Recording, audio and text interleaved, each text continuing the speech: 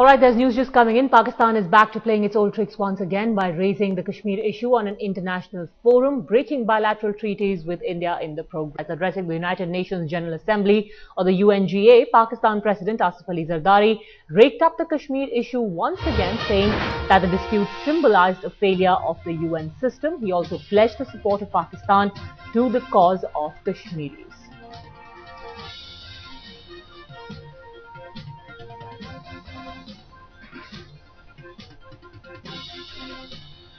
Strategic Affairs Editor Gaurav Samant now joins us for more on this story. Exactly why did Pakistan decide to bring this issue up on the UNGA despite an understanding with India that this will not be internationalized? Gaurav. Padmaja, this is Pakistan's annual rant. They raised the Kashmir bogey in the UN General Assembly, and this is a clear violation of the 1971 Simla Agreement, where it was decided that Kashmir would be sorted out bilaterally, and India is disappointed by Pakistan's Kashmir rant at the UNGA, especially at a time when the grounds are being prepared for Prime Minister Dr. Manmohan Singh's visit to Pakistan. Of course, there are no dates. The Prime Minister said he's keen to visit Pakistan. He wants that right environment to be created before his visit so that it's a successful visit and there is action on terror. Sadly, Pakistan hasn't done that, but it's clearly curing the pitch, before the proposed visit to Islamabad. All right. In fact, Foreign Affairs MEA correspondent Maha Siddiqui also joins us now on the phone line. Any reaction yet from the MEA, Maha, considering that the Indian government talks so much about Aman Ki Asha, goodwill gestures for Pakistan, and this is what they do on an international forum? Well, Padmaja, surprisingly, till now, there has been no response from India. But remember, the External Affairs Minister is on his way to the United States for UNGA, and many of the officials are also over there. However, we are expecting some sort of response, at least from the ministry, if not on camera, at least some sort of statement, because clearly this is a breach of trust as far as India goes. Only yesterday, in Maldives, the Home Affairs Minister and the Pakistan Interior Minister met, and they discussed many issues.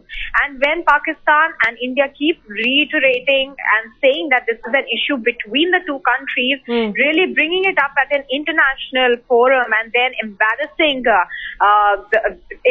your neighbor, also saying that Kashmir is a failure on part of the UN, also really is not in good taste. Absolutely. In fact, Defence Analyst Commodore Uday Bhaskar also now joins us on the phone line. Sir, your reaction to Asif Ali Zardari bringing the Kashmir issue up, of all places, at the UN General Assembly. What is the point when there is an understanding between the two countries that this is an issue that will be dealt with bilaterally? At this stage, I would describe this as perhaps a kind of diplomatic ambush by Pakistan again. I mean, this is not the first time that Pakistan has done this, but yet, against the backdrop of the fact that we are preparing for the Prime Minister's visit and that the two foreign ministers have met and come to some kind of an agreement, I would describe this as an act by Pakistan that is going outside of the script that we now have, or the framework, which is why I call it a diplomatic ambush. But at the same time, Padmaja, I think you can place this in context as to why President Zardari is in a way belaboring this point. And the reason, as I see it, is that Pakistan itself is under enormous pressure internationally ever since Abbottabad and the Bin Laden episode. And last year, when US-Pakistan relations hit rock bottom, and President Zardari himself is domestically on the ropes in terms of how the judiciary is dealing with his case, this is a great kind of card that they play at the international level. But Commodore Uday Bhaskar, Pakistan playing this card is understandable. It's been their tactic for long. But what is your reaction to India's reaction, or rather the lack of it, to Pakistan's continuous provocations? We are talking about planning the Prime Minister's visit to Islamabad when no action has been taken against terror factories, and now direct provocation like this. Well, I think there will definitely be a review about the status of the bilateral in the light of what President Zardari has just said at the UN. But at the same time, as I said, there are no surprises here, Padmaja, because Pakistan has done this many times, that they play what they think is their trump card.